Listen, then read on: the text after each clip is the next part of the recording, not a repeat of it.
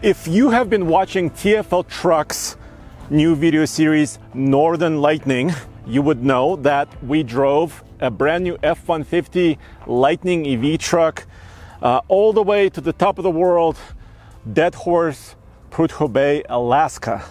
But I want to show you another truck that did the same route, actually more miles, hard work. This is the unsung hero of the entire EMPS to Alaska video series. This was our support truck.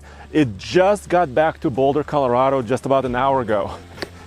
And I want to show you around the truck, show you the types of miles it did, tell you the story of the unsung hero. This is a 2021 F-150 hybrid King Ranch luxury truck. Ford actually loaned it to us for the purposes of the video series. And they say, once you get on the Dalton Highway in Alaska, your vehicle will never be the same. And I think they are right. The Dalton Highway is really tough. A lot of it is actually unpaved. It's built on permafrost. This is after almost 2 or 3 car washes. You can see a coating of mud and dirt. So why did we wash it already? Well, because we had to ship it back from Anchorage, Alaska to the lower 48, which is Tacoma, Washington. But overall, this truck did 4,700 miles, almost 5,000 miles. And on the highway, there's some mud caked in the wheel here and the tire, and it was vibrating at high speeds. So it was a little bit unbalanced by the mud. So we really had to spray it down as well as we could. But still, this truck has seen a lot. So here was the trip. This truck went from Boulder, Colorado to Seattle to meet up with the Lightning. This is where the team, David, and our support team, Jay and Cole, met the Lightning, and then they drove it to Bellingham, put it on the ferry, both trucks on the ferry, to Haines, Alaska. This is the Inside Passage cruise. And then the real hard part of this video series began. This truck was there. The guys used this truck a couple of times in emergency to charge the Lightning truck. So overall, to make the entire loop, 4,700 miles.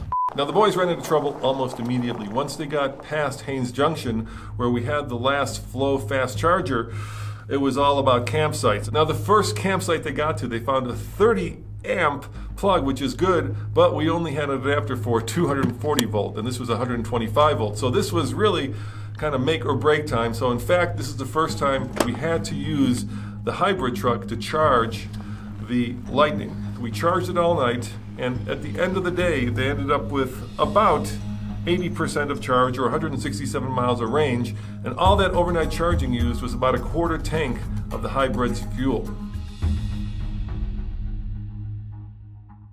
What is this?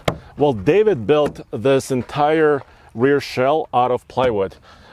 He's a brilliant woodworker, architect, etc., man of many talents. And he just built it, in a couple days, few days. If we're nice to David, he may be able to share or sell for a low amount the plans to this, because this was basically a shell to protect our gear. But look at this, it also houses our roof nest tent. I'll open this up in a second. But he also built in this kind of a spoiler. And yeah, so let's open this up. This is actually a solid construction. This does not open. But look at the fitment. Look at the gap between the tailgate and the topper. It's perfect. Ooh, the sticker is coming off a little bit. Like I said, nothing is ever the same after it goes through Alaska. I mean, that's a really remote, really challenging terrain. So here's some of the gear. Look inside. So David coated both sides of this shell. He's using very, very strong clamps to basically clamp this to the bed of the truck. And this is a lot of his gear that he's been carrying to support, just in case. A lot of it is just emergency. He had an air compressor. He had a lot of his tools, his screwdriver, power drills, power tools. So this is basically, that's what it was for. Let me close this up. And then you might be wondering, so what went wrong with this truck? Were there flat tires? Were there breakdowns? No. Which is kind of interesting to me, because whenever they say if you travel the Dalton Highway, you should expect to have a flat tire. These stock Pirellis, these Scorpions ATRs, survived 4,700 miles, a lot of it on mud, but the windshield didn't. I don't know if you can tell, there is a hit. I think I wasn't there, so I did the first leg, but I think there was a hit either here and maybe somewhere else. So there is a crack here on the passenger side, but it's not in the view of the driver very much. So from many angles, you can't even see that line. Of course, the windshield will have to be replaced. Yeah, I think there are a couple of cracks actually on the passenger side. But the truck went this entire way, never broke down, never got a flat tire, and charged the Lightning. Oh, let me show you the ports. This has the hybrid powertrain, obviously, which is a twin turbocharged V6 combined with an electric motor and a 10-speed automatic, and a 7.2 kilowatt inverter system. We've showed that to you many times. I'm just showing you again in case you missed it. So this is a 240 volt, 30 amp capable outlet, 7.2 kilowatt. So in emergencies, the guys use this. Let's jump inside really quick. I want to show you the MPG and the fuel economy this truck is showing. The other comment I received from the team is that this King Ranch, let it start. This King Ranch has been very comfortable. I heard it from Jay, I heard it from Cole, I heard it from our marketing manager Grant, who drove it here from Tacoma back to Boulder. And here's what I wanted to show you. Here's one of the most recent. This includes the trip back from Tacoma, Washington to Boulder, Colorado. 20.9-ish. This is surprising. Look at the miles to empty. This truck's thinking that it might go 803 miles to empty on a single tank. I don't know how it's getting that calculation, but that's super impressive. Usually it's between about 700 to 750 miles of range for a hybrid. And this is a little bit more of a complete trip. Like I said, this truck did 4,700 miles-ish, and this trip was reset maybe a couple hundred miles into it. But this is what I wanted to pay attention to. The hybrid goes into electric mode when it's coasting and going downhill, and it looks like it used, or out of the 4,490 miles, it went 557 miles on electricity alone. So that's about 15% of the trip. It actually used electric drive. Like right now, it's on, but the engine is not running. So it does all of that automatically. So yeah, it supported us, it helped us, it saved the team in a couple of instances when there were no chargers or the chargers had issues at several points. So it truly is the unsung hero of this trip. And it got here in one piece. It's a little bit dirty. I'm going to spend more time washing it and cleaning it.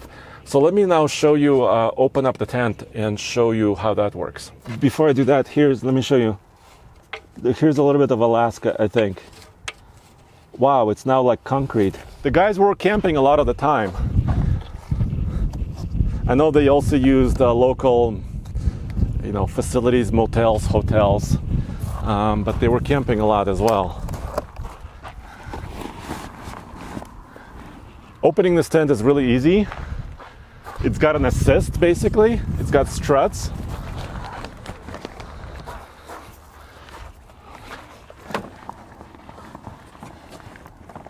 Here's one of the ways you can get in here. Has several openings. And this came in useful. Lots of mosquitoes in Alaska. My great aunt lives in Anchorage. I visited her several times, so I'm familiar with Alaska, and I'm familiar with also the white nights, which are interesting. It can affect you in different ways because it never gets dark. So this ladder just simply attaches to the tent.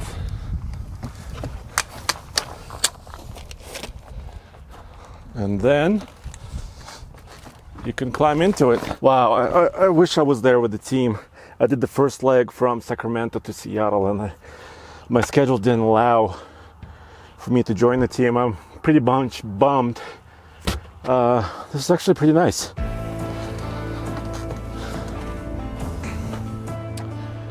So there you have it, guys. The story of the unsung hero, the F-150 hybrid that supported EMS to Alaska, Northern Lightning. Every Saturday we've been publishing an episode, a total of 6 episodes on TFL Truck. You can find everything automotive from TFL at alltfl.com. Thanks for joining me for kind of a behind the scenes look at what it took to do that expedition. And I mean that. It was a fairly difficult expedition. So thanks to the entire team. Thanks to you guys for watching. I'll see you next time on another video.